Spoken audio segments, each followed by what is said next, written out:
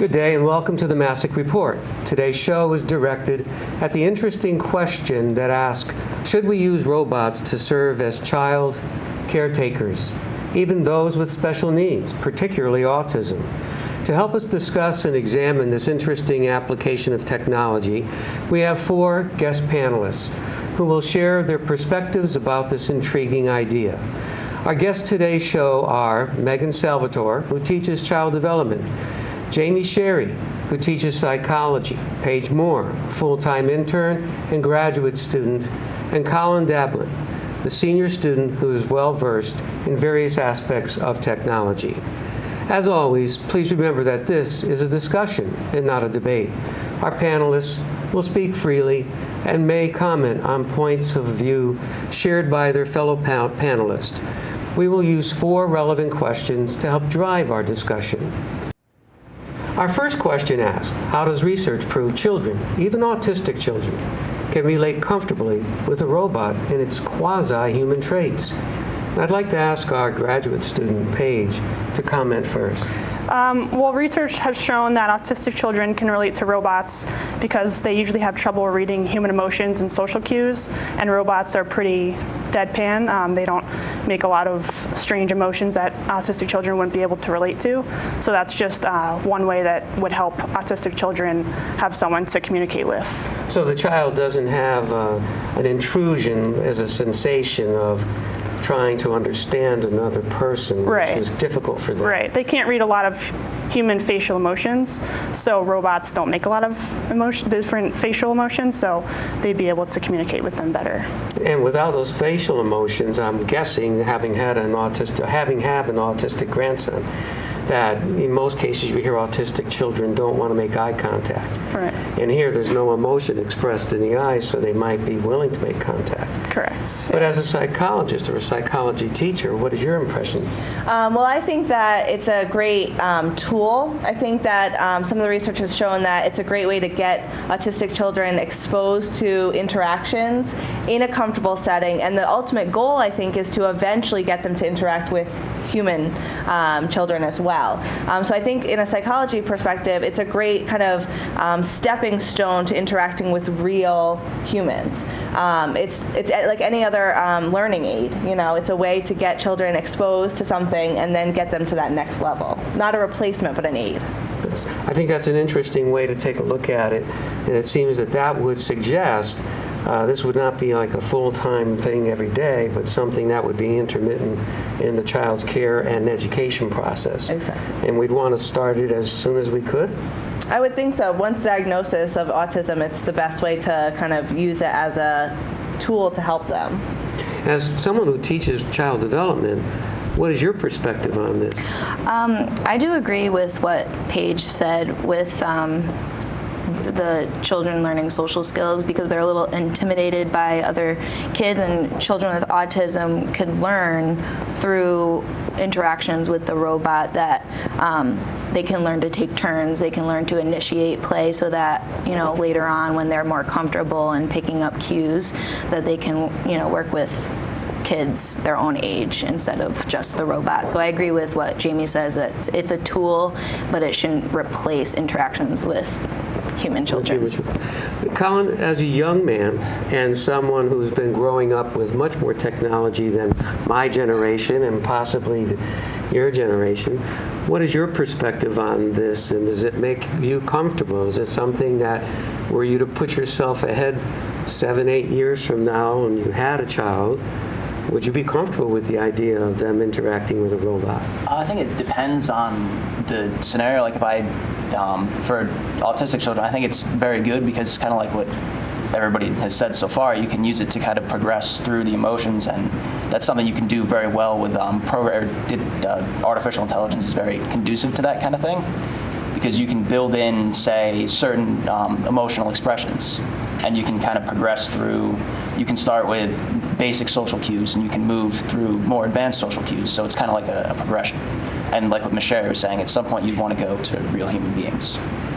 But that should be done in It should be progressive because you can, with artificial intelligence and the way the nature of robots, you have to tell them what to do, or at least how to do, kind of like a paradigm to follow.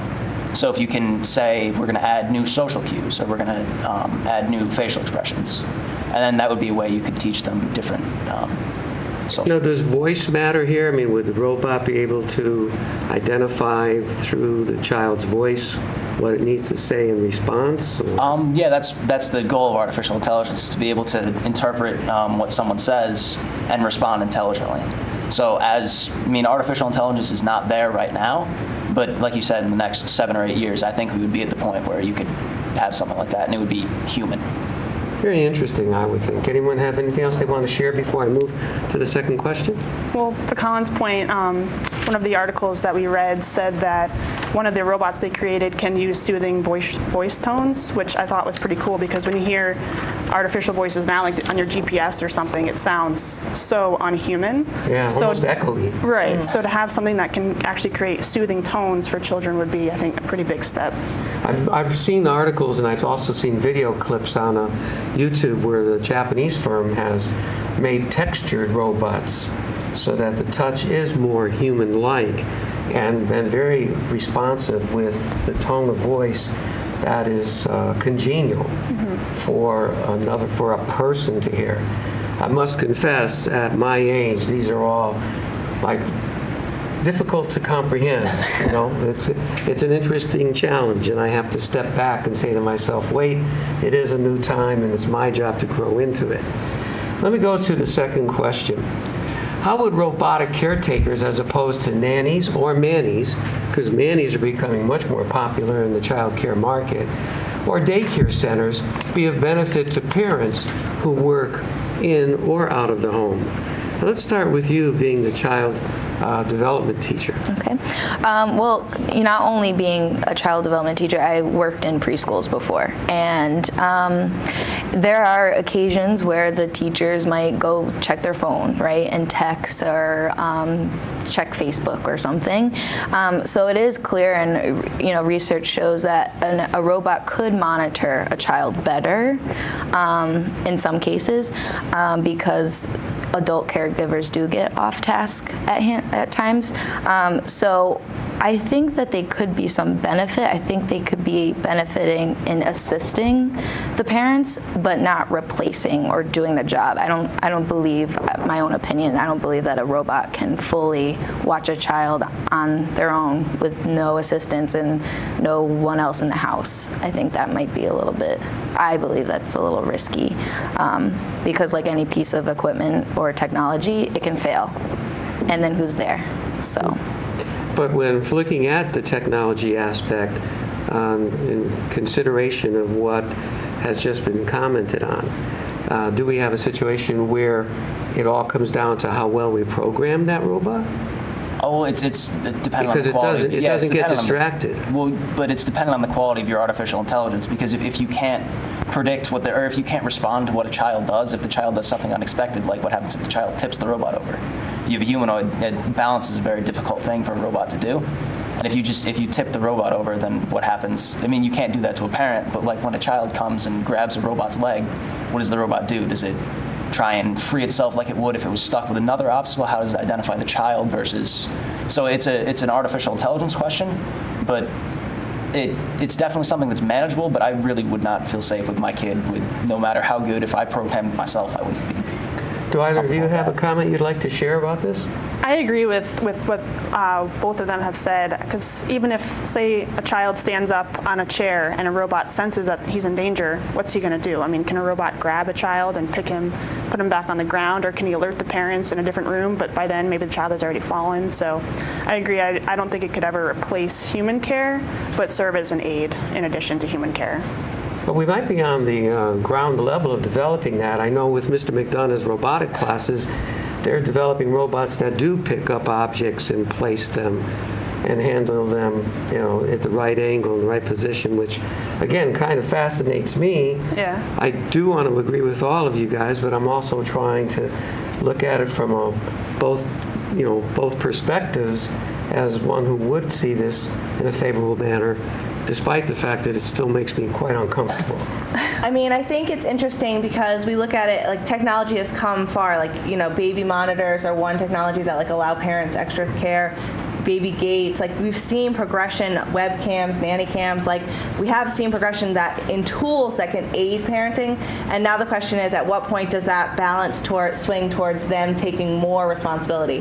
And I think the fear right now is that they're definitely not there yet. It's the question of, does it become that technology that could do it? But I think what we're losing out is that question of just because we can create it, should we create it? And I think that part of the problem, you're gonna gain a lot. You might be more secure. They might be better alerted. But you're going to lose the actual human connection if you use a robot to totally replace. And also, we know from psychology perspective, like there was a Harry Harlow study with monkeys that just because the monkeys were getting everything they needed, they actually preferred the monkeys that gave them the comfort. And I still think that aspect of comfort is something that you're only going to get with human interaction and not a robot. Was that the experiment done where one set of the monkeys was almost like a cage-like wiring? And that Metal one structure? fed. Yeah. That one, the wire one fed. And then the other monkey provided like a cloth, the fur, the like comfort. And the monkey spent 23 out of 24 hours on the fur and only went to the other monkey just for the feeding. food. Yep. So it's kind of like having your little stuffed animal or doll with you, I would guess, right? Let's move to our third question. Does our growing comfort in compulsive use of electronics and social media make child care robots easier for us to accept as a sensible option? I mean, when I'm trying to look ahead right now and think, all right, what if I look at the population of 4-year-olds? Are they growing up first being used to being not connected, where they might be in the car with mommy, but they don't talk because they're on their iPhone or they're on their iPad, right? They're growing more accustomed to indirect communication. So are we facing a time where it could become a sensible option, even economically? And, when you look at what people are paying for years of childcare, you go into kinder gym or, tutor time, or even some of the smaller private ones, it could be possibly $1,000 a month from what I understand. So is it possible one would rationalize, hey, this for the next 4 years is very economically, marginally beneficial? I don't know. But who would like to comment about that? Anyone want to respond to that? Obviously, I'm also trying to instigate. It does sound like it could be economical, I think, because I think if you hire a nanny, it could be up to $50 an hour. Like you said, could be $1,000 a week. Where I think it said a robot was about $6,000. So from that standpoint, but then I would wonder, like, what about when you have a second child? Do you have to buy another robot to watch that second child? Because can robots watch 2 of them? I mean, maybe eventually they'd be able to. So I guess I would say for one child it might make sense, but once you start to have more than one child, I don't know if it would still be economical. That's an interesting point of reference that I hadn't considered. I think it's interesting, too. There was an article we read looking at Japanese women who are having a hard time finding daycare. And that's why Japan is so big on these robots, is because they're considering it as an option to solve this daycare problem, kind of an epidemic in their society where women are having to give up their jobs. And in that case, it's hard because you want to support women who want careers and have that whole having it all mentality. And this would give them a viable option. It's an affordable way to have a job and have children. But again, I think that by having the robots and saying it's worth it economically, you're placing a poor value on children. Like by saying that, it's an okay substitute, like what kind of value are putting your child in? Like, yes, it's not fair that we have to pay a lot of money, but you want to do what's best for your children. Children should be valued. They shouldn't be like, what's the least common denominator of getting my kid to like live to be 18, So I think it's important that, if it's, sometimes it's, you want to work and you want to do this, but sometimes you have to decide what's best for your child. And I don't think that robots is the best value you can put with your children. What do you think? Well, I think daycares, it's like a second rent that you'd have for sending your child so that you could go to work, right? A second rent. And so I kind of wonder, I don't think it's okay with infants. Obviously, them taking care of infants, robots replacing a caretaker for a baby. But at what age does it become okay? Because then I go, okay, 1-year-old, probably not. 2, No, terrible twos. A robot, I don't think a robot can handle a 2-year-old, 3-year-old, 4-year-old, and then you just keep going up, and by the time they're in school. So I don't see robots being a sensible option to replace caregivers just because, daycares are so expensive. And like Paige said, does each child get their own robot to take care of them? Or could we ever reach that point of artificial intelligence Right. where the robot could respond to two children? Multiple. Yeah. And pets. Yeah, because And that's kind of freaky to think about and scary. Yeah. What if one kid falls and the other kid falls and the robot Yeah, maybe what's goes the into level? overload or I don't know. Just combust. What are your thoughts on this, Colin? I think it's economically viable. It's very economically viable because while I guess the problem of having 2 children to go to at once when they're both in need of help is kind of a problem, but it would really just be a computer vision problem to watch one versus the other, and that's a readily solvable problem. I mean, it's definitely economically viable, but I don't think it's very morally viable to kind of make your kids dependent on a robot, because no matter how good your artificial intelligence is, you won't get the same emotions. I mean, you can add lots of force feedback sensors to the hands so they can sort of touch in a way that would seem kind of human, but it still is not. It's not human. But another point to be a little more antagonistic. Aren't children already becoming inoculated with, the iPhone or iPad applications that Apple's designed for 1-year-old and 2-year-old, and they're very comfortable with the absence of these human variables? I mean, if that's the case, I'm very skeptical about where we're headed. Yeah, well, I don't agree that that's the way you should handle young kids either, because the way you entertain your child shouldn't be, I'm going to give you an iPad with Flappy Bird or something on it.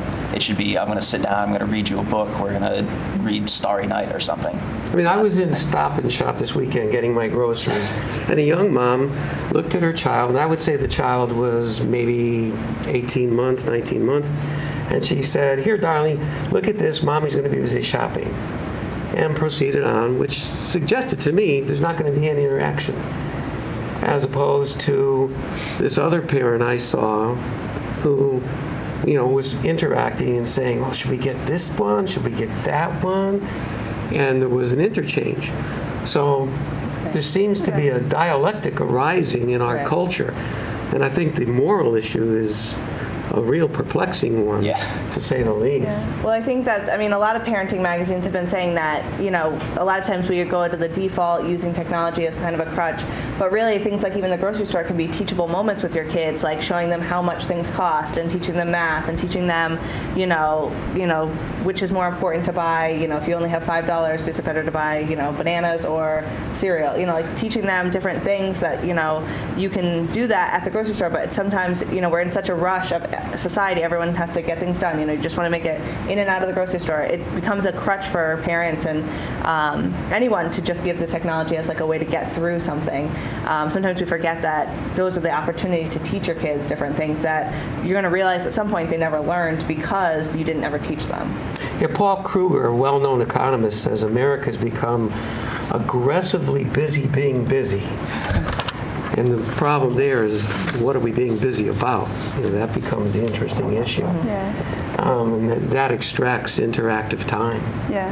Well, my niece is 16 months old, and probably when she was 13 or 14 months, she knew how to swipe open the iPhone and the iPad and everything, but those technology devices are limited. She only gets them for a small time during the day. She watches one episode of Sesame Street a day, and the other time she's interacting with my sister and my brother-in-law. But all kids at some point are going to need to know how to interact with people. So if they have a robot bringing them up, it's not going to serve them well when they get into school and need to make friends and go to college and into the workforce. They need to know how to talk to people. So we're going to have to get kind of a socio-technological balance. When, this is going to be very interesting for young people like yourselves when you have to contend with some of these questions if you end up choosing to have children. So I think that's going to be a rather interesting episode that I'm going to look forward to witnessing. because I'm far beyond that. For our last question, I ask for your viewpoints about the economics of robot childcare as opposed to daycare centers, nannies, and mannies.